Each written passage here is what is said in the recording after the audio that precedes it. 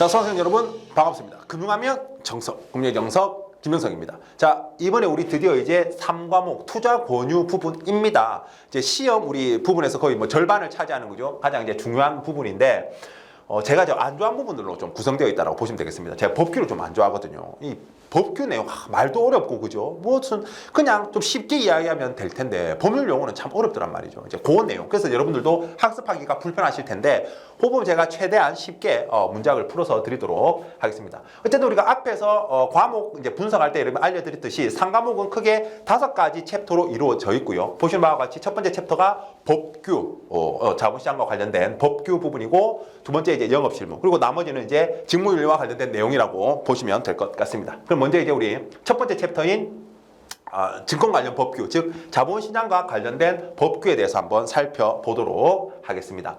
자, 이제 우리 이 자본시장 관련 법규 같은 경우에는 말 그대로 자본시장과 관련된 법규들 배울 겁니다. 그래서 가장 기본적인 게 자본시장과 금융투자업에 관한 법률, 줄여서 자본시장법이라고 한다 그죠? 그래서 자본시장법 내용 배웁니다. 그래서 그 자본시장법 그 순서대로 쭉 보면 첫 번째 이제 들어가기 전에 근데 자본시장법 규제 패러다임이라고 해서 왜 이제 자본시장법이 이제 만들어졌고 이제 이렇게 구성되었는지에 대해서 어떻게 구성되었는지에 대해서 좀 잠깐 이제 배우고요. 그리고는 이제 순서대로 말 그대로 내용들이 이제 금융투자업을 인가받고 등록하는 이제 금융투자업자들, 즉 우리 이제 금융회사들이 금융투자회사들이 이제 설립되고 자기들이 영업을 하려면 요 인가받고 등록돼야 되거든요. 금융감독원에 그 내용들. 그 다음에 이제 그 업자들이 지켜야 될 영업행위 규칙들. 그래서 공통영업행위 규칙과 아니면 업자별로 지켜야 될 규칙들, 뭐 이런 것들. 다음에 이제 증권을 내가 발행하면서 자금 조달할 때 주식 발행, 채권 발행한다 그죠? 그때 이제 그 발행과 관련된 이제 법규 내용들, 발행 유통. 그다음에 이제 기업을 인수하거나 합병, 그 M&A와 관련된 여러 가지 이제 제도들 있습니다. 그런 것들도 배우고요. 불공정 거래 행위를 규제하는 이런 내용들 이제 자본시장법과 관련된 내용들 살펴볼 겁니다. 자, 그리고는 이 자본시장법과 관련된 이거는 이제 법은 큰 틀이잖아요. 큰 틀이거든요. 그럼 이제 세부 내용들은 시행령이라든지 아니면은 이제 그것도 안 되면 법령으로 안 되면 이런 이제 금융위원회라든지 이런 곳에서 이제 우리가 시행 규칙들 아니면 이제 관련 이제 기관들 각 처부 장관들이 정하는 이제 이런 부분들로 이제 보완하고 있는데 여기서는 우리는 이제 금융위원회에서 정하고 있는 그 규정을 살펴볼 겁니다. 그래서 요거는 자본시장법 그 내용을 잘 배운다라고 한다면 거기서 약간 살이 더 붙는다라고 생각하시면 되기 때문에 같이 공부하시는 게 좋습니다. 그러니까 같이 공부한다고 해서 같이 본다라기보다는 그죠? 딱 자본시장법을 공부 잘 한 상태에서 금융위원회 규정을 보면 보다 좀 학습하시기가 쉬울 거다. 그 이야기예요. 그리고 이제 우리가 이제 2021년 이후로 금융소비자보호법이라는 게 이제 발효됐습니다. 그래서 책에서도 이제 금융소비자보호법 우리가 협회 기본 교재에서 금융소비자보호법에 대해서 아직까지 자세히 다루고 있지는 않지만요.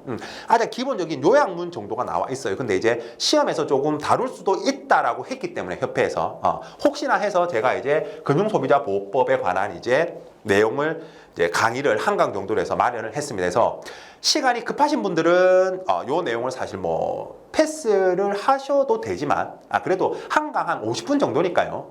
정말 진짜 내가 당장 내일 시험이다 이러지 않는 이상은 50분 정도니까 한번 보시면서 이제 우리 뭐 정말 중요한 내용들이 있거든요. 자본시장법에서도 이제 투자 권유와 관련된 그런 내용들이 이제 금융소비자보호법으로 다 넘어갔어요. 분쟁 조정과 관련된 내용들하고 그게 이제 어떻게 좀 이렇게 조금씩 바뀌면서 이제 금융소비자보호법으로 넘어갔는지 요 내용도 잘 한번 보시기 바랍니다. 자, 그렇게 우리 이제 법규 내용을 살펴보면 되니까요. 바로 한번 출발해 보도록 하겠습니다. 자, 그럼 이제 우리 먼저 자본시장과 금융투자업에 관한 법률, 줄여서 자본시장법에 대해서 먼저 살펴보도록 하겠습니다. 먼저 이제 총설으로 규제 패러다임 한번 살펴보도록 하겠습니다.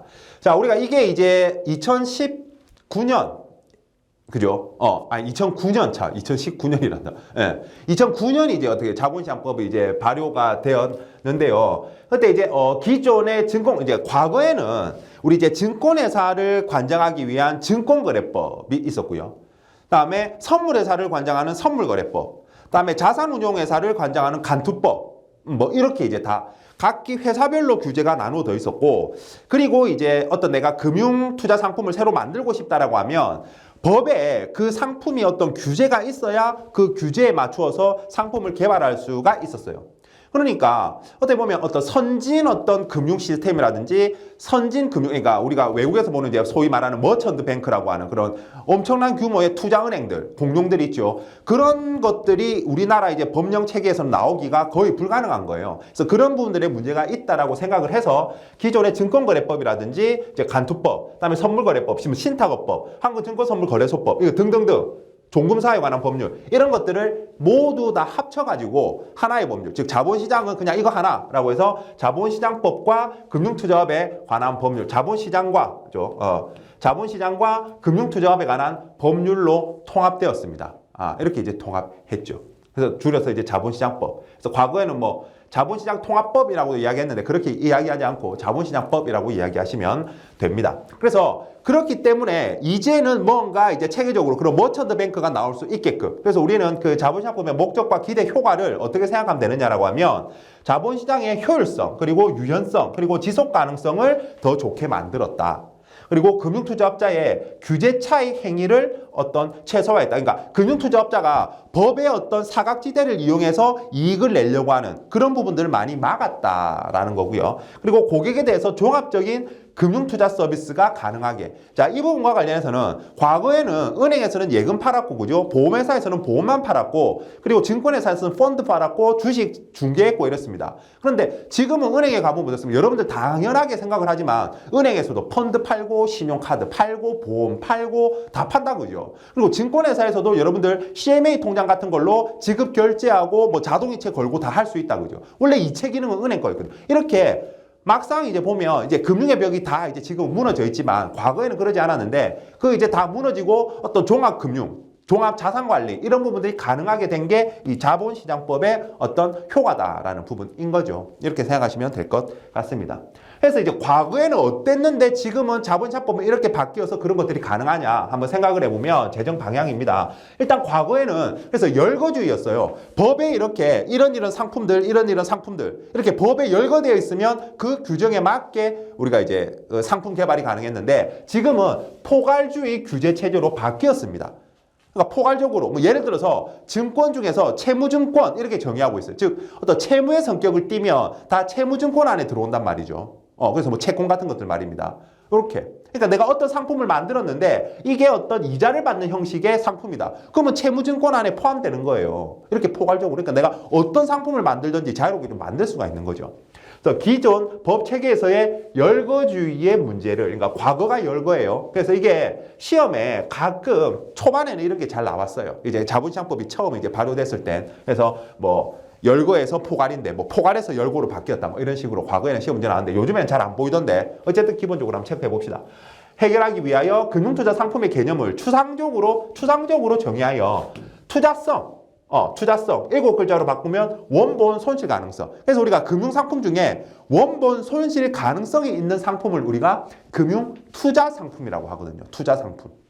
그래서 투자 상품은 투자성이 있으면 금융투자 상품이다. 입니다. 특징을 갖는 모든 금융투자 상품을 포괄적으로 정의하고 있다. 자, 그 다음에 이제 두 번째. 과거에는 이제 기관별 규제했어요. 아까 이야기했지만, 선물회사는 선물회사법. 증권회사는 증권거래법 이렇게 저로 이제 관장하는 법들이 다 따로 회사마다 법들이 있었단 말이죠. 은행은 은행법, 뭐 지금도 그렇지만, 그래서 그게 이제 기관별 규제에서 기능별 규제로 바뀌었다.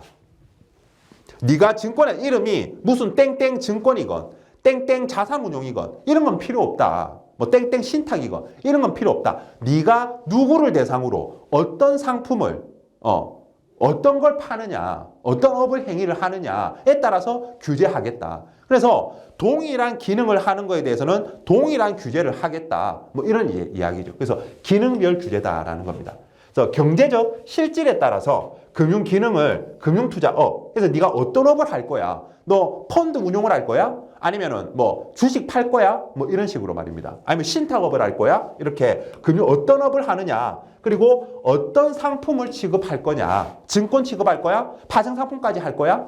그 다음에 어떤 투자자를 대상으로 할 거야? 전문가만 대상으로 할 거야? 아니면은 일반 모두 불특정 대다수를 상대로 할 거야? 이렇게 그걸 기준으로 재분류하고 동일한 금융기능에 대해서는 동일한 규제, 어떤 진입 요건이라든지, 그러니까 인가 요건이나 등록 요건, 그런 진입 요건이라든지 이제 자산 건전성에 관한 규제, 그다음에 영업 행위 규제 이런 부분들을 동일하게 적용한다. 동일한 금융 기능에 대해서 어떤 회사인지 이름이 증권회사, 선물회사 이런 건 중요하지 않다라는 거죠. 그죠? 어떤 경제적 실질을 가지고 있느냐에 따라서 동일한 규제를 적용한다. 그래서 금융 기능의 특성에 따라 업 규제를 이제 차등화한다라는 부분인 거죠. 그죠?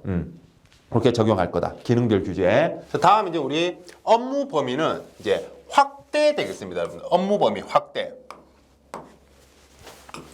그래서 업무 범위 확대의 의미는 뭐냐라고 했을 때 가장 쉽게 생각해 볼 수 있는 건 이제 겸용의 허용이죠. 그러니까 내가 그러니까 요즘에는 이제 금융의 벽이 무너졌다라고 이야기 많이 합니다. 은행에서 보험도 팔고 있죠. 반가슈랑스라고 해서 또 은행에서 이제 우리 증권 계좌도 터가지고 그죠? 증권사와 연계해서 어쨌든 그래서 주식 투자도 할 수 있죠. 뭐 다 가능하잖아요, 그죠? 마찬가지로 이제 우리 증권사도 어떤 계좌 송금, 그러니까 이제 이체 업무 이런 것들이 다 가능하거든요. 그래서 보시면 투자권유 대행인 제도를 일단 도입했다라는 부분입니다. 투자권유 대행인.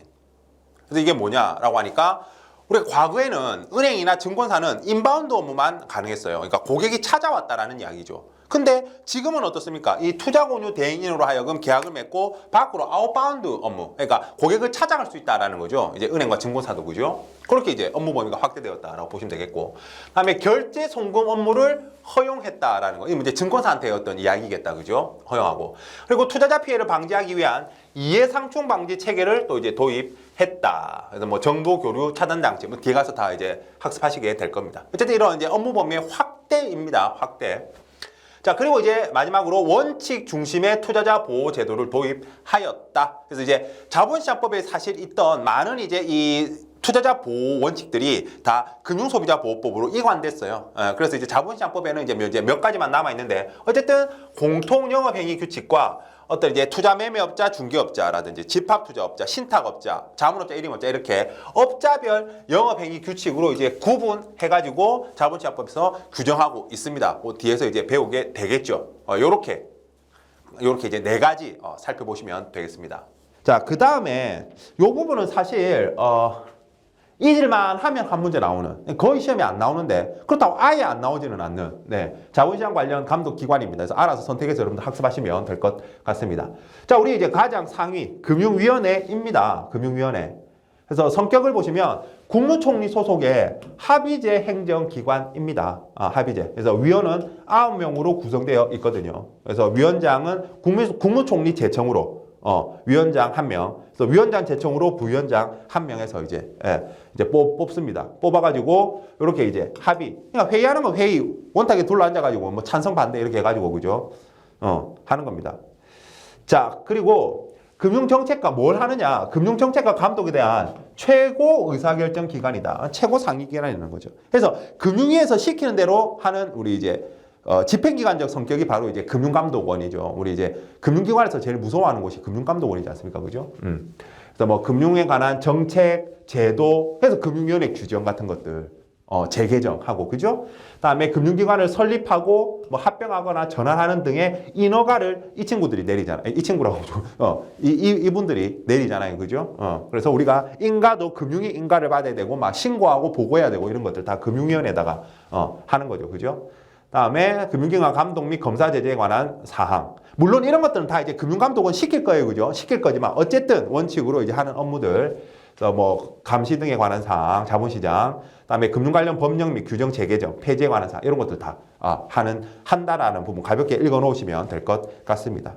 회의 뭐 이런 것들 운영하는 것들 가볍게 읽어보시고. 그래서 이제 금융위원회 성격하고 그죠? 요 성격. 그리고 이제 어떤 업무를 하는지 정도 한 읽어 놓으시면 될 것 같습니다. 자, 그리고 이제 과거에 이제 증선이 이것도 이제 위원회죠. 그죠? 증권선물위원회인데 요거는 금융위 소관 사무 중에서 자본시장의 관리 감독에 관한 사항의 사전 심의 같은 것들. 그러니까 따로 뺐는데 뭐냐? 금융위의 업무 중에서 요 두 가지 기본적으로 자본시장의 불공정 거래 조사. 불공정 거래, 뭐 소위 작전 같은 거 하지 않았는지 이런 거 조사. 그다음에 기업 회계의 기준 및 회계 감리에 관한 업무는 누구한테 그 업무는 증선이한테 맡겨져 있습니다. 그래서 시험에 과거에 초반에 이렇게 출제된 적이 있어요. 요 두 가지 하는 곳 어디냐? 답은 증선이 이렇게 찾아내면 되는 그런 부분이 있었습니다. 그래서 요 정도 체크해 놓으시면 기출이니까 되겠습니다. 자, 그리고 이제 우리 여러분들도 많이 들어봤던 금융감독원입니다. 그래서 금융위와 증선위의 의결사항에 대한 집행기관적 성격. 실제로 발로 뛰는 친구들은 이 친구들이다. 그래서 금융기관에 대한 검사기관이다. 근데 좀 특징적인 게 민간 조직인데 공적 규제 기능을 담당하고 있죠. 그리고 무자본 특수법인입니다. 얘들은 돈이 없어요. 얘들은 영리회사가 아니기 때문에. 그래서 회원들, 그러니까 금융기관들로부터 돈을 쫙 모아가지고, 그죠? 자기들 돈으로 쓰고 남으면 다시 좀 돌려주는 이런 그런 무자본 특수법인이다라는 부분입니다. 그래서 상당 부분을 위임받아서 수행한다 해서 실제로 발로 뛰는 건 이제 얘들이다. 그리고 아까 금융위가 해야 되고 이런 부분들에 대해서 실제로 뭐 9명이 회의하는데 뭐 실제로 할 수 있는 게 뭐 많이 있겠어요. 그죠? 현실적으로 많이 위임한다. 금감원한테. 그리고 이제 뭐 실제로 업무사항 제재 같은 것도 금융기관 제재 같은 것들도 하고요. 그죠? 검사하고 제재하고. 그다음에 분쟁 조정 기능이 우리 금융감독원에도 있고요. 이제 그러니까 고객과 금융기관의 분쟁이 발생했을 때, 그죠? 분쟁 조정을 해주는 분쟁조정위원회가 이 금감원에도 있고, 그럼 뭐 거래소에도 있고, 금융투자협회에도 있긴 합니다. 자, 그리고 이제 금융임의 소속기관에 대한 업무 지원 같은 것들 한답니다. 그죠? 이것도 가볍게 읽어놓으시면 되고, 어쨌든 노란색 위주로 좀 체크해 하시면 좋을 것 같습니다. 자, 그리고 이제 그 외에 금융투자업 관계기관이라고 해서, 자, 이제 거래소에도 시장감시위원회라는 게 있습니다. 그래서 불공정 거래, 주식시장에서 일어나는, 채권시장에서 일어나는 그런 불공정 거래를 감시하는 이제 자율규제기관이다. 자율규제. 회원들끼리, 야, 우리 이런 것들은 좀 지키자. 그래서 거래소 규정이라든지 이런 걸 만들어가지고, 협회도 마찬가지. 그래서 이 한국금융투자협회와 이 한국거래소 시장감시위원회가 자율규제기관이에요. 본인들끼리, 야, 이런 상도종을 좀 지킵시다. 으쌰으쌰 합시다. 그런 것들이거든요. 그래서 회원 간 업무 질서 유지, 그래서 공정한 거래 질서 확립, 자율규제죠, 그죠? 그리고 이제 투자자 보호 및 금융투자업 건전한 발전을 위해 설립된 게 한국금융투자협회입니다. 다 여의도에 있다, 그죠? 협회, 뭐 거래소, 뭐 금감원 다 여의도에 있네요. 그러고 보니까.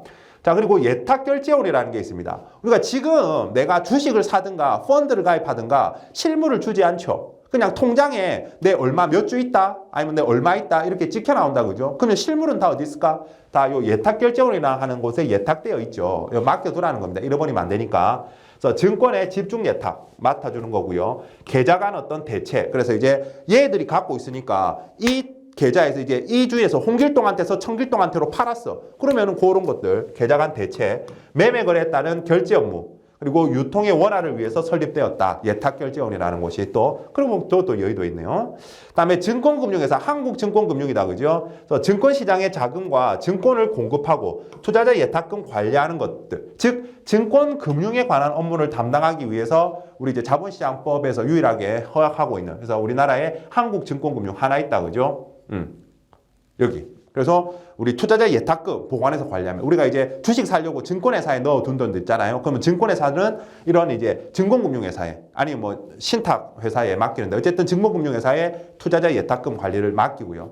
본인들은 이제 갖고 있을 수 없으니까 거의 맡기고, 아니면 이제 우리가 뭐 기관이나 우리가 주식 투자할 때 빌려서 공매도 하는 이런 거 할 때, 뭐 주식을 빌려준다든가 돈을 빌려준다든가 이런 거 하는 회사, 그게 증권금융. 말 그대로 증권 관련된 금융 업무. 우리 금융이라고 하면 뭐 돈이 돌고 도는 거잖아요, 그죠? 빌려주고 받고 이런 그런 증권과 관련된 금융 업무를 담당하는 곳이다. 이렇게 알아두시면 될 것 같습니다. 자, 지금까지 나온 곳, 역으로 생각해보면 사실 이 영상을 취업 준비를 위해서, 또는 이제 내가 취업과 관련해서 보신다면 다 좋은 회사들이다, 그죠? 들어가면. 네, 뭐 소위 말하는 뭐 신의 직장들이라고 저는 생각했을 때 할 수 있는 그런 부분들인 것 같습니다.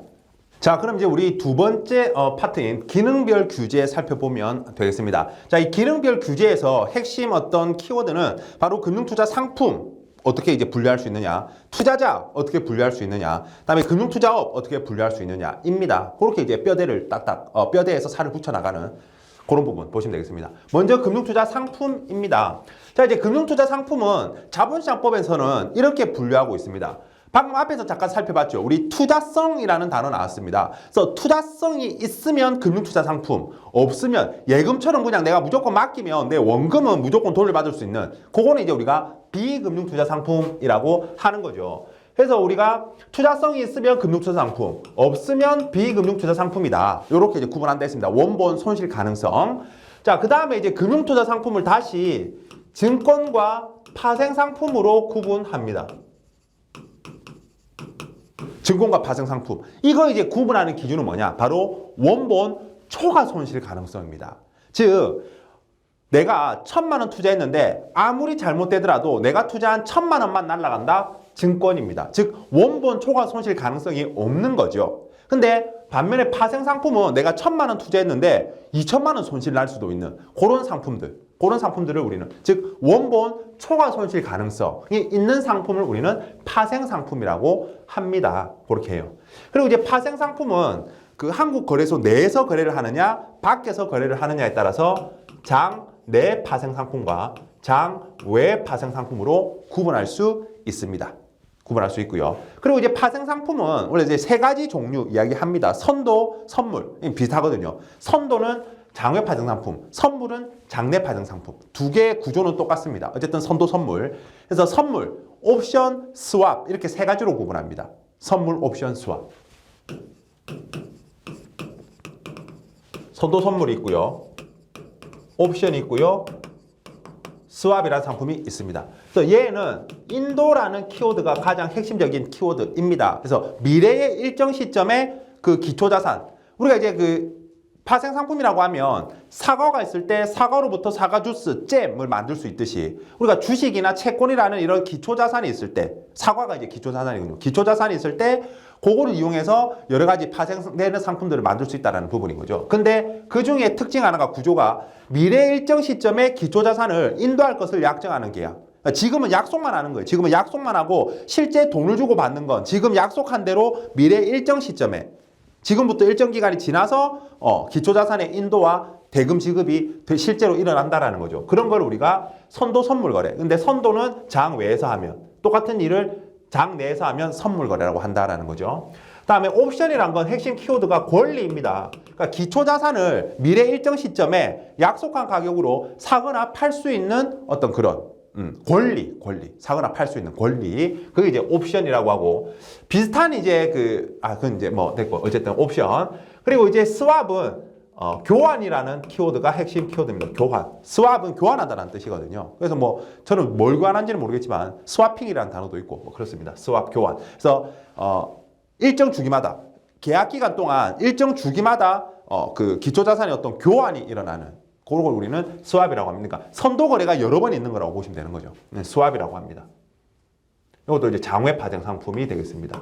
옵션은 뭐 장내 옵션도 있고 장외 옵션도 있고 뭐 이렇습니다. 뭐 이게 이제 파생 상품이고요. 다음 이제 증권은 총 6가지로 분류할 수가 있습니다. 저는 그래서 이거 외울 때 일단 채치수라고 해요. 채지수라고 합니다. 채치수. 뭐 제가 이제 고등학교 때 제가 좋아했던 만화 슬램덩크라는 만화가 있는데 거기 이제 그 북상구 주장 뭐 저를 닮았다는 그런 이야기도 옛날에 많이 들었는데 모르겠습니다. 저는 잘 모르겠는데 어쨌든 채치수 이렇게 외우는 거죠. 그래서 채무증권, 지분증권, 수익증권, 요 채권, 주식, 신탁의 수익증권 이렇게 생각하시면 됩니다. 채무증권, 지분증권, 수익증권. 다음에 앞으로 해도 이효리, 뒤로 해도 이효리, 뭐 앞으로 해도 이혜리, 뒤로 해도 이혜리 다 빛이 좋아하거든요. 네, 그래서 증권, 예탁증권. 이제 우리나라 국내 주식을 외국 시장에 상장할 그 나라 이제 거래소에 상장할 때 대행해서 발행하는 거다 그죠? 우리나라 주식은 예탁하고 발행하는 게 DR이다 그죠? 증권 예탁증권. 다음에 이제 투자계약증권과 파생결합증권이 있습니다. 그걸 이제 파생상품이 결합된 증권이라고 보면 되는 거죠. 파생상품이 결합된 증권. 근데 파생상품과는 다르다. 왜? 증권이니까 원본 초과 손실 가능성이 없다. 파생결합증권은. 그죠? 어떤 수익 구조라든지 이런 거는 비슷할 수 있지만. 그래서 파생결합증권. 투자계약증권은 내가 이제 돈을 이거 어째 뒤에 가서 설명드릴 테니까 지금은 이런 게 있다라는 거. 그래서 증권 6가지. 자, 이렇게 분류를 한다라는 거 일단 큰 그림 한번 넣어 두시기 바랍니다. 여기서 이제 살 붙이면 되는 거니까요. 이번에 기능별 규제에서 하나의 핵심 파트는 금융투자 상품인데 금융투자 상품의 뼈대는 요게 이제 뼈대라는 거죠. 요게 뼈대다. 그럼 이제 살 한번 볼까요? 자, 개념입니다. 이익을 얻거나 손실을 회피할 목적으로 투자 대상이 계약상의 이제 권리다. 내가 어떤 받을 수 있는 권리, 돈 받을 수 있는 권리라는 그런 권리고. 그래서 투자 결과 원본의 손실이 발생할 수 있는 위험, 즉 원본 손실 가능성, 세 글자로 줄이면 투자성이 있는 상품. 그래서 이 세 가지를 모두 만족하는 걸 우리는 자본시장법에서 금융투자 상품이라고 한다라는 거죠. 가장 중요한 건 다겠죠, 다 그죠? 다가 될 거다. 자, 그런데 우리가 요거 할 때 이제 시험에 대비해서 좀 자세히 살펴보면 이 원본이란 걸 산정할 때 내 원금, 투자한 원금 얼마냐 이럴 때 제외하는 게 있습니다. 즉 무슨 이야기냐면 나는 사실 1,000만 원을 냈어요. 나는 펀드를 가입하려고 1,000만 원을 내었는데 펀드의 판매 수수료가 1%인 거라. 그래서 10만 원은 그 증권회사가 판매 수수료라고 떼갔어. 그리고는 이제 990만 원만 펀드에 들어갔어요. 그래도 나는 이거는 그래서 나중에 990만 원을 돌려받았어. 그래도 나는 그 원본 손실이 일어난 게 아니다. 나는 원금을 다 받은 거다라는 거죠. 그래서 투자 원본을 산정할 때 제외하는 거. 그래서 보시면 판매 수수료 등 용역, 즉 서비스에 대한 대가성 수수료, 그다음에 보험으로 치면은 사업비, 위험보험료 이런 것들은 원본 산정할 때 제외한다. 그래서 판매 수수료가 10만 원 빠져나갔으면 내 원금은 1,000만 원이 아니라 990만 원이다라는 거죠. 내 원금은 990만 원. 자, 그다음에 이제 회수 금액을 산정할 때 회수 금액. 여기서 이제 원본 손실이 발생할 수 있는 위험이라고 할 때 원본 산정할 때 이런 것들은 빼고 원본을 산정하고 법에서는 그다음에 회수 금액을 산정할 때 포함하는 거. 나는 실제로 못 받았는데 포함시키는 거예요. 그러니까 나는 이제 990만 원이 펀드에 들어갔어요. 그리고 이제 수익이 나서 나는 1,000만 원을 받아야 되는데 세금이 20만 원이래. 예를 들어서. 그러면 나는 이제 원래 1,000만 원 받아야 되는데 세금 떼고 980 받았어. 1,000만 원 받아야 되는데 980 받았잖아. 아니, 그래도 원금은 받았다라고 이야기하는 거죠. 그 20만 원. 세금은 그러니까 중도 해지에 따른 중도 해지 수수료라든지 아니면 각종 세금이라든지 채무 불이행으로 인한 미지급액 이런 것들은 회수 금액에 산정하지, 그러니까 포함시키겠다. 회수 금액에 포함시키겠다. 그러니까 니는 실제로 못 받았지만 받은 걸로 치자라는 거죠. 받은 걸로 치자. 요겁니다. 그래서 요게 이제 시험에 뭐 이제 말로써 이렇게 나왔죠. 그래서 뭐 투자성을 판단할 때 투자 원본 산정 시 제외되는 것으로 가장 거리가 먼 것은 뭐 이런 식으로 이제 아니면 제외되는 것으로 맞는 것은 찾으면 된다. 그죠? 자, 그리고 우리가 이제 금융투자 상품에서 제외되는 대상입니다. 이것도 시험에 자주 출제가 되죠. 이제 얘들은 이제 그러니까 결론만 이야기하면 비금융투자 상품인 거죠. 원본 손실 가능성이 거의 없다고 보는 거죠. 뭐냐? 원화입니다. 이거 옛날에 좀 삐리하게 외화라고 실제 시험에 나온 적도 있어요. 외화 CD는 아니고 원화로 표시된 CD가 바로 제외 대상. 그러니까 비금융투자 상품이다. 양도성 예금 증서. 뭐 원금 손실 날 리 있겠어요. 예금인데, 그죠? 그래서 원화로, 근데 원화입니다. 원화. 외화는 왜냐하면 환율 변동 위험이 있으니까. 그래서 원화로 표시된 양도성 예금 증서. 그다음에 이제 신탁은 신탁인데 관리만 하는, 그러니까 처분은 못해 신탁업자가. 그러니까 손실 날 일이 잘 없겠다라는 거죠. 그래서 관리 신탁의 수익권이고요. 그리고 이제 주식 매수 선택권, 우리 소위 말하는 스톡옵션 말입니다. 스톡옵션. 스톡옵션은 내가 받아서 내가 뭐 유리하면 권리행사하면 되죠. 무조건 권리행사하는 게 아니잖아. 본인이 유리할 때 권리행사를 하는 거니까 손실 날 일이 있겠냐라는 거죠. 그래서 주식 매수 선택권, 스톡옵션 요 세 가지가 되겠습니다. 요 세 가지. 그래서 뭐 시험에 다음 중 금융투자 상품으로 가장 거리가 먼 것은 이라고 했을 때 이런 아이들이 보이면 뭐 찾아내면 되고 이제 그런 부분들 문제들이 각종 응용해서 자주 출제가 됩니다. 그래서 이 부분에서는 그런 정도 시험에 대비하시면 될 것 같아요. 자, 그리고 이제 우리 증권과 파생상품 아까 분류하는 거 알려드렸습니다. 그래서 증권 총 6가지 채치수, 그다음에 증권예탁증권, 투자계약증권, 파생결합증권 이런 식으로 외워도 되고 아니면 여러분들 편한 식으로 좀 외우셔도 됩니다. 그래서 이제 채치수부터 이렇게 이제 외웠으니까 채무증권, 국채라든지 나라가 발행한 채권, 그다음에 지방채, 지방자치단체가 발행한 채권, 특수채, 특수법인들, 아니면 이제 금융은행들, 그죠? 금융채가 다 이 안에 들어간다, 그죠? 그다음에 사채권, 주식회사가 발행한 요렇게 채권을 발행할 수 있는 주체는 요 4가지 주체밖에 없죠. 어쨌든 요런 거라든지 아니면 이제 기업어음증권 CP 그죠. 그 밖에 이와 유사한 것으로서 지급 청구권이 표시되면 다 채무증권 범위 안에 들어간다라는 거. 이렇게 포괄적으로 규제하고 있다는 겁니다. 자본시장법은 상품을. 그다음에 지분증권, 주권, 우리 주식, 주권, 아니면 신주를 인수할 수 있는 권리. 그래서 신주 인수권이 표시된 것. 그다음에 법률에 의하여 직접 설립된 법인이 발행한 출자증권. 그리고 상법에 따른 합자회사, 유한책임회사, 유한회사, 합자조합, 익명조합의 출자지분, 어쨌든 출자지분. 다음에 그 밖에 이와 유사한 것으로서 출자지분이나 출자지분을 취득할 권리가 표시된 것은 다 지분증권으로 보겠다. 그러니까 지분을 갖게 되는 종이 쪼가리들. 우리 증권은 종이 쪼가리라고 생각하시면 됩니다. 그래서 이런 걸 포괄적으로 우리 상품에서 유가증권이라고 하죠. 그죠? 유가증권. 가치가 있는 증권. 다음에 수익증권. 금전 신탁의 수익증권. 투자 신탁의 수익증권, 그 밖에와 유사한 것으로서 신탁의 수익권이 표시되면 다 수익증권이 되겠다. 그래서 믿고 막 우리 신탁이라는 상품, 여러분들 이제 자격증 공부하시면 신탁에 대해서 배우실 겁니다. 그죠? 배우셨으면 신탁이 뭔지 아시니까 수익권 아실 거예요. 자, 그리고 이 참고로 채무증권에 포함되는 아이가 있는데 이자 연계 파생결합 사채라고 있습니다. 과거에는 파생결합 증권에 들어갔었지만 파생결합 사채이고 이자 연계 파생결합 사채 같은 경우에는 채무증권에 포함된다라고 알고 계시면 되겠습니다. 그러니까 이 아이를 파생결합 증권이라고 하면 이제는 틀리는 겁니다. 알겠죠? 이 아이는 채무증권이에요. 이자 연계 파생결합 사채 채무증권이다. 추가로 필기 하나 해놓으시고. 다음 이제 증권예탁증권. 그래서 채무증권이나 지분증권, 수익증권, 파생결합증권, 투자계약증권을 예탁받은 자가 그 증권이 발행된 국가 외의 국가에서 발행한 것이다. 그러니까 외국 거래소에 상장할 때 사용하는 방식이다. 사용하는 증권이다라는 거죠. 그래서 그 예탁받은 증권에 관련된 권리가 표시되어 있다라는 거죠. 그 우리는 DR, 영어로는 DR이라고 하고 그죠? 증권예탁증권이라고 한다. 그래서 뭐 ADR, 미국에서 발행하는 DR, ADR. 미국 말고 유럽 같은데 그죠? EDR. 그런 거 필요 없고 아무 때나 글로벌, GDR 뭐 이런 종류가 있다 그죠? 참고로 뭐 이런 것들이 있습니다. 다음에 이제 우리 파생결합증권, 파생상품이 결합 때 증권이다라고 생각하시면 되죠. 그래서 기초자산의 어떤 가격이라든지 아니면 이제 이자율이라든지 이런 것들을 기초로 하는 지수라든지 이런 변동과 연계해서 미리 그러니까 이런 것들이 변하면 어떻게 수익이 난다 이렇게 이제 그죠? 그거에 따라 이제 돈을 받거나 회수하는 금전 등기 결정되는 권리가 표시된 것. 그래서 우리 뭐 소위 말하는 ELS 주가연계증권, 그다음에 주가연계 워런트 이게 이제 옵션하고 좀 비슷하죠. 수익 구조가 거의 똑같습니다. ELW, 그다음에 파생결합증권 DLS, 그다음에 CLN 그죠? CLN 예. 크레딧 링크드 노트, 신용연계 증권이다. 그죠? 이거는 신용연계 채권이죠. 그래서 이런 것들이 있다. 그 다음에 이제 투자계약증권. 특정 투자자가 그 투자자와 타인 간의 공동사업에 금전 등을 투자하고 주로 타인이 수행해. 투자 그 사업은. 그래서 타인이 수행한 공동사업 결과에 따른 손익을 귀속받는 계약상의 권리가 표시된 걸 우리는 투자계약증권이라고 한다. 아직까지 우리나라에 뭐 이거 만들어진 적은 거의 없죠. 그죠? 투자계약증권은.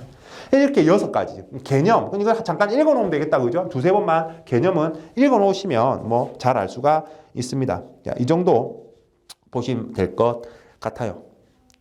자, 그리고 이제 파생상품은 이야기했지만 거래소 내에서 거래하느냐, 거래소 밖에서 거래하느냐. 그래서 장내 파생상품에는 선물, 장내 옵션 이런 것들이 있고 장외 파생상품에는 선도, 장외 옵션, 스왑 이런 것들이 있겠다고 굳이 구분해 보면 다음에 이제 거래 구조에 따라서 이제 선도 선물, 옵션, 스왑 이렇게 말씀드릴 수가 있겠다라고 했다 그죠? 그래서 개념도 좀 설명드렸으니까 해서 선도 선물의 핵심 키워드는 인도라는 단어 그리고 그 옵션 권리라는 단어, 스왑은 교환이라는 단어 이렇게 생각하시면 될 것 같습니다.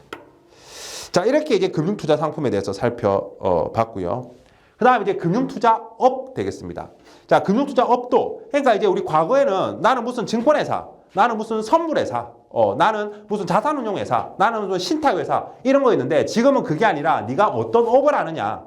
자본시장법에서는 그 업을, 금융투자업을 6가지로 또 분류하고 있다는 거죠. 투자매매업, 투자중개업.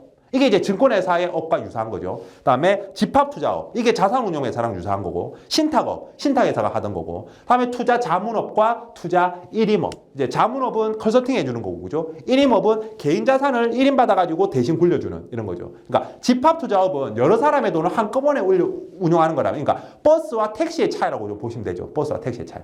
그리고 참고로 투자매매업, 투자중개업, 집합투자업, 신탁업, 이 4가지는 이제 인가제입니다. 인가제. 금융위에 인가를 받아야 돼요. 인가 요건을 갖추고 나서. 그래서 금융위가 너 해라고 해야 할 수 있는 거고, 투자 자문업과 일임업, 그리고 요즘에 이제 뭐 많이 생긴 뭐 온라인 소매 투자업이라든지 이런 것들은 이제 등록제입니다. 등록제. 그냥 내가 등록 요건을 갖추고 저 합니다라고 하고 보고만 하고 바로 하면 되는 그런 부분입니다. 아무래도 인가제보다는 등록제 아이들이 이제 완화되어 있겠죠. 규제가. 왜 그러냐? 그러니까 투자자한테 그만큼 피해가 덜 갈 수 있는 업이라는 거죠. 그죠? 덜 갈 수 있다. 그러니까 인가제는 거의 고객들의 돈을 실제로 다룬다라고 보시면 되는 거고, 돈도 받고, 근데 자문 컨설팅 해주는 거는 고객 돈을 받지는 않잖아요. 수수료 말고 말입니다. 실제로 투자 금액을 받아서 그 금액을 투자해주고 이러지는 않잖아요. 그죠? 이제 그런 부분에서 그렇습니다. 자, 그리고 그래서 인가제 4가지. 투자 매매업, 투자 중개업, 집합 투자업, 신탁업입니다. 그래서 투자 매매업, 누구의 명의든 자기의, 그러니까 회사 자기의 계산으로. 그러니까 예를 들어서 어떤 금융투자 회사가 본인의 계산으로 주식을 사고 팔고 이렇게 본인의 손익을 위해서 이익을 위해서 손해를 위해서는 아니겠지 이익을 위해서 그다음에 손해 면제를 위해서 그죠? 그래서 자기의 계산으로 그런 금융투자 상품의 매매라든지 증권의 발행 인수 그밖에 청약의 권유 청약의 승낙을 영업으로 하는 것 이를 이제 투자 매매업이라고 한다라는 거고 투자 중개업은 이제 타인의 계산으로 이러한 것들을 하는 거다. 그러니까 말 그대로 우리 부동산 중개인 아저씨 그러니까 누가 집 사러 오면은 집 보여준다 그죠? 그래서 주인과 이런 이제 그러니까 매도자와 매수자를 연결시켜 준다 그죠? 마찬가지로 투자 중개업 우리가 실제로 주식을 매수할 수는 없으니까 거래소에 가서 거래소는 회원제이기 때문에 그죠? 그래서 우리는 증권회사 이런 데 위탁한다 그죠? 그러면 우리가 주식 사고 싶어 하는 걸 이렇게 연결해 주는 그게 투자 중개업이다 그죠? 자, 그리고 이제 집합투자업은 집합투자. 즉, 우리 2인 이상의 투자자로부터 모은 금전 등을 재산적 가치가 있는 자산에 투자를 해서, 즉, 취득 처분의 방법으로 운용을 해서 그 운용 결과는 그대로 투자자에게 귀속되는. 근데 투자자로부터 일상적인 운용 지시는 받지 않는, 즉, 그 운용회사 마음대로 하는, 그런 부분을 우리는 집합투자라고 한다. 그죠? 그거를 업으로 하는 곳을 집합투자, 그러니까 자산운용회사 생각하시면 된다. 그죠? 집합투자업자라고 합니다. 자, 그리고 이제 신탁업은 재산권을 수탁자에게 이전하고 수익자의 이익을 위해서 이제 운영하는 거예요. 그래서 소유권이 이전된다. 그죠? 그래서 위탁자와 수탁자, 수익자는 3명관계 신탁계약에 의해서 이제 이루어지는. 이제 마찬가지 실적 배당이다. 그죠? 신탁업이다. 자, 그리고 참고로, 다 하고 하겠습니다. 그리고 등록제, 투자 자문업. 그래서 금융투자 상품 등의 가치 또는 투자 판단에 관한 자문을 해주는 업, 투자 자문업. 그래서 뭐 유사투자 자문업 이런 것들 인가받아서 우리 유튜브나 이런 데서 막 그 조언을 할 수 있죠. 그런 거 인가 없이 불법이다. 그죠? 다 투자 1임업. 투자 판단의 전부나 일부를 1임 받아서 투자자별로 구분해서 이제 1임 받아서 굴려주는 그거 이제 투자 1임업이라고 한다라고 보시고 참고로 요거 그냥 가볍게 읽어 놓으시면 되겠습니다. 자, 투자 중개업이 아닌 그래서 투자 권유 대행인이 투자 권유를 대행하는 건 투자 중개업이 아니다라는 거죠. 그리고 한국거래소가 그 주식시장이나 채권시장을 개설하고 운영하는 것도 투자 중개업이 아니다라는 거고 한국금융투자협회가 역시 장외시장을 개설한다 그죠? KOTC 시장이라고 하는 그거를 개설하고 운영하는 것도 투자 중개업은 아니다라는 거. 이런 것들은 투자 중개업이 아니다. 마찬가지 종금사가 CMA를 운영하는 것도 그다음에 종합금융투자사업자 우리 소위 말하는 투자은행들 말입니다. 투자은행들의 종합투자계좌 업무도 집합투자업은 아니다라는 겁니다. 자, 그리고 이제 투자자가 매매 거래일, 하루에 하나입니다. 하루에 한해서 매매 거래일과 총 매매 수량과 아니면은 총 매매 금액을 지정하는 거죠. 예를 들어서 오늘 총 1억 원 정도 매매해 주세요. 라고만 말했어. 그래서 매매 거래일과 매매 수량이나 금액, 총 금액이나 수량을 지정해 줬어. 그 안에서 투자자로부터 그 범위 내에서 수량 가격 시기, 그 투자 판단의 1임, 수량 가격 시기입니다. 요거를 1임 받는 거는 1임업이 아니다라는 거죠. 고객이 예를 들어서 그러니까 삼성전자를 3월 25일 날 삼성전자를 1억치 사주세요라고 했을 때 그날 삼성전자를 이제 몇 주를 사고 언제 사고 그날 안에 장 안에서 언제 사고 몇 주를 사고 얼마에 사든지 이런 것들은 1임 받을 수 있다. 그거 1임 받은 건 1임업이 아니다라는 거죠. 그죠? 수량 가격 시기입니다. 수량 가격 시기. 종목 아니에요. 수량 가격 시기인데 그 안에서입니다. 자, 이렇게 보시면 되겠고 인가제. 자, 그리고 이제 그 외 업들 한번 볼까요? 인가제 등록 살펴봤고 그 외 금융투자 상품 거래 청산업이라는 게 있대요. 그래서 청산 대상 업자가 청산 대상 거래를 함에 따라 발생하는 채무를 채무인수, 경계 그 밖의 방법으로 부담하는 것을 영업으로 하는 것. 경계는 이렇게 대출을 전환하는 거다. 그죠? 부담한 것을 영업으로 하는 것. 그걸 이제 거래 청산업이라고 하고 신용평가업은 말 그대로 신용평가 회사들 있다. 그죠? 신용평가 해주는 그걸 업으로 하는 거고 그다음에 온라인 소액투자 중개업. 그래서 채무증권, 지분증권, 투자계약증권의 모집이나 사모에 관한 중개 그래서 사모라는 것을 우리 공모와 사모로 구분한다, 그죠? 그래서 불특정 다수 50인을 기준으로 불특정 다수 50인 이상의 자에게 투자 권유하는 걸 우리가 공모 방식이라고 하고, 공모 발행 뭐 이렇게. 사모는 그 50인 미만, 즉 49인 이하, 그죠? 사모입니다. 사모에 관한 중개를 영업으로 하는 투자 중개업자를 온라인 소액 투자 중개업이라고 하네요. 그다음에 전문 사모 집합 투자업. 그래서 집합 투자업 중에서 전문 투자형 사모 집합 투자 기구를 통한 집합 투자를 영업으로 하는 거. 우리 전문 투자형 사모 집합 투자 기구. 소위 말해서 헤지 펀드 이야기한다, 그죠? 헤지 펀드. 그렇게 보시면 이런 건 가볍게 그냥 이런 게 있구나 읽고 넘어가시면 될 것 같습니다. 자, 이렇게 하면 이제 금융투자업도 살들을 다 붙여봤고요. 그리고 이제 우리 이제 투자자입니다. 기능의 마지막 투자자. 그래서 우리 투자자 구분은 전문성으로 아니면 위험 감수 능력 이런 걸로 이제 전문 투자자와 일반 투자자로 구분합니다. 전문 투자자와 일반 투자자. 그래서 이런 전문성 및 위험 감수 능력이 있으면 전문 투자자고요. 없으면 일반 투자자. 그래서 전문 투자자가 아니면 모두 일반 투자자다 생각하시면 됩니다. 그러니까 우리는 대부분 다 일반 투자자라고 생각하시면 되는 거죠. 자, 그러면 전문 투자자가 누군지만 알면 되는 거죠. 그럼 법에서는 누가 전문 투자자인지 분류해 놓은 거죠. 그 사람들이 아니면 다 일반 투자자니까. 그죠? 자, 그런데 굳이 구분을 해보면 외우기 쉽게 절대적 전문 투자자, 상대적 전문 투자자, 자발적 전문 투자자라는 이름을 자본시장법에는 없지만 우리가 따로 붙여볼 수가 있겠어요. 차이가 뭐냐? 절대적 전문 투자자. 우리 뭐 신라시대 골품제도에서 우리 뭐 진골, 성골 이렇게 하잖아요. 말 그대로 얘들은 날 때부터 그냥 오로지 전문 투자자인 거예요. 전문 투자자. 얘들 무조건 전문 투자자. 누가 있느냐? 국가.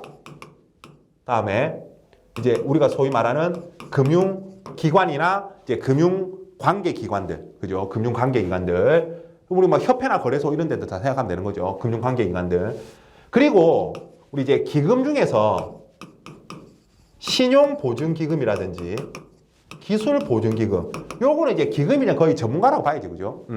그래서 신용보증기금과 기술보증기금. 자, 이런 곳들이 이제 절대적 전문 투자자. 얘들 무조건 전문 투자자다라고 생각을 하시면 될 것 같습니다. 자, 그럼 이제 상대적 전문 투자자는 원칙적으로는 전문 투자자예요.